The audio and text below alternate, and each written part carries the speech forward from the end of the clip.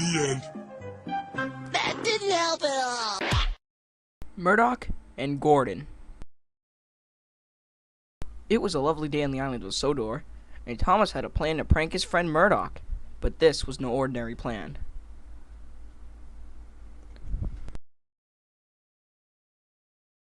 The first thing Thomas did was go and wake up Murdoch, the big orange engine.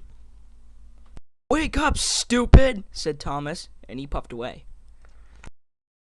Murdoch was confused, and he thought it was time to start the day.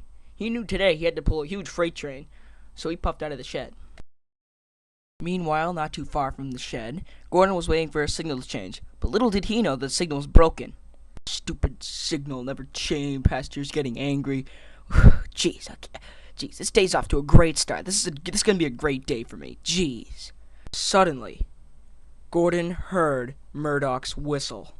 Gordon was so frightened he puffed away without knowing which way he was going, and that led him to danger. Oh no!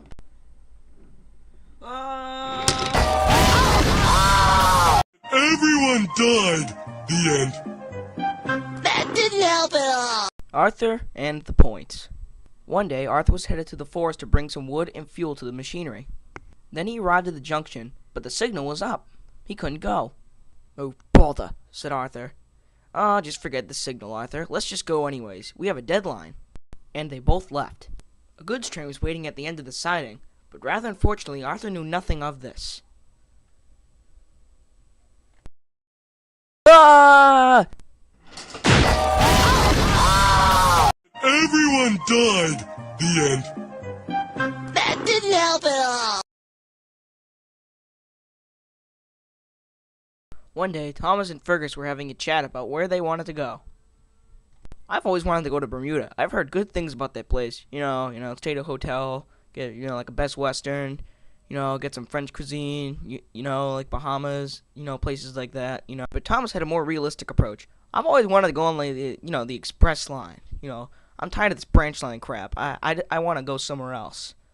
"Yeah, I'm going to do that right now. I'm going to do that right now, yeah." "That doesn't sound too good of an idea, Thomas. The railway system's complicated enough. You mean, you could smash into Gordon, you could smash into Duck maybe Henry. I don't know. Well, I just think it's a bad idea." You know what, I've had enough of you, Fergus. I'm gonna go be naive somewhere else." "Oh yeah, don't go on Gordon's branch line. The bridge is out." He probably didn't even hear me. It's his own fault.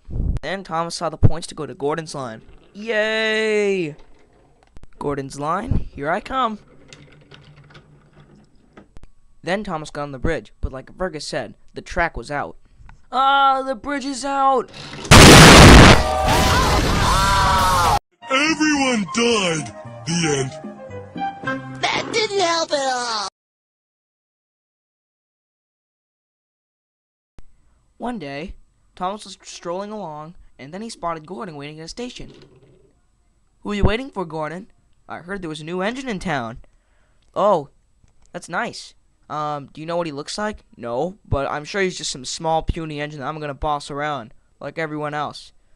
"Are you sure? I mean, he could be, like, this big green guy, and he could boss you around." "No, that's impossible. I'm the biggest and the greatest around." Then the new engine puffed up. "Are you the new engine?" asked Thomas. "And you must be Captain Obvious," said the new engine, and he puffed off. "Told you so, I told you so, I told you so, I told you so." I'm gonna go talk to him. Maybe he just doesn't know who I am. The new engine was in the shed when Gordon puffed up. "Hello," he said. The new engine was uninterested, and he puffed off. That's it. No more Mr. Nice Engine." Finally, Gordon met up with the big green engine. "That's it. I'm challenging you to a race." "That's okay. I never lose," said the big green engine. Then they were off. The engines were going much too fast. To make matters worse, around the next bend, the double track ended, and Thomas had hit a penny at 60 miles an hour, and he was suffering from that. Ah! Everyone died. The end. That didn't help at all. Nearly every day on Thomas's branch line, he had to go up a monstrous hill, known as Gordon's Hill, to get to the next station. He hated this hill, and he hated going down it as well, for it was difficult. Then the signal dropped, and Thomas went off to go up the hill. I hate this hill. I hate this hill. I hate it so much. I just hate it. It's so hard to get up, and it's so hard to get down. I hate it. One day, there was a mix-up in train orders, and Sir Topham Hatt was right in the case. Thomas, he asked, could you pull some extra cars for me today? And I need you to pull Annie and Clarabelle too, if that's not too much for you. I'm gonna go away now, and I'll see you in like another hour. Okay? Okay, bye. Yes, sir. By the way, do I have to go up that hill again? Yes, you do. But that's not my problem. Fine, sir. I'll get those cars right away. Thomas had picked up the cars at the top of Gordon's Hill, and he was waiting for the signal to drop so he could go down. But before the signal dropped, Thomas's controller got out. Thomas, don't you think we should have your brakes checked? I mean, it's been a while since you have. No, said Thomas. It's fine. I just want to get this day done. Yeah.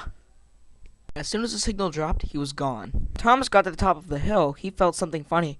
My brakes don't work, he said, and he rolled out of control. And at the bottom of the hill lied disaster. Arthur was carrying a fuel car, but he needed more water, and he was stuck there for the moment. Look out, said Thomas, and he waited for the worst. Everyone died. The end. That didn't help at all. Gordon's Dilemma. It had been quite some time since Gordon's accident with the big city engine. The Fat Controller had locked him up in the shed, and he wasn't allowed out until he could behave. Oh dear, I hope the Fat Controller will let me out of the shed today. I don't want the big green jerk pulling my coaches. Next, the Fat Controller opened the door to the shed. Why, hello, Gordon. I'm glad to see you're not depressed. Well, do you want to get out of the shed? I'm not waiting for an answer. I read minds. Harold, that useless son of a gun, just got shot down by military forces near Knapford, and I need you to pick up his supplies he was supposed to deliver across the island. Trucks or coaches? Trucks, Gordon. Yeah, said Gordon. I'd rather be sent to the scrap heap. You know what, Gordon? If you don't pull these trucks, I'm not going to let you out of the shed, okay? Yes, sir, puffed Gordon. And Gordon was off to Knapford. When Gordon finally arrived at the station, he saw Oliver with some of his trucks. Is this all my trucks? Asked Gordon. No.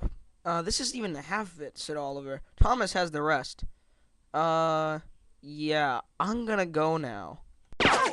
Then Thomas and Percy arrived with the rest of the cargo. Morning, fathead, tooted Thomas. Shut up, you little creep, said Gordon. You can't make me, ha ha ha ha ha. You know what? I'm gonna just, bump the crap out of you once I get out of here. Alright, geez, fine, said Thomas. You know what, the trucks are awfully rowdy today, so you better be careful when you go around the bend. Yeah, I'm just gonna leave now, alright? Yeah, me and Percy gonna do something cool, alright? Bye. I don't need advice from a dumb tank engine. Things were going well.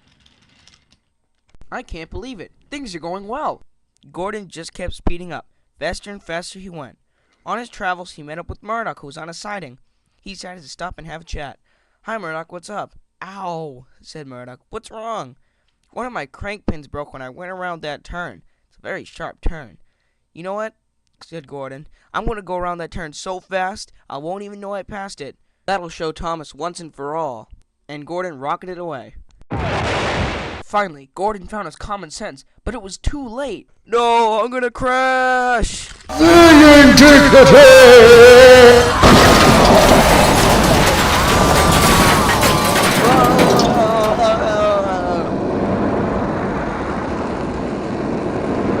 Everyone died. The end. That didn't help at all. Too later, the Fat Controller arrived. It was those trucks, sir, said Gordon. They pushed and threw me off the bend.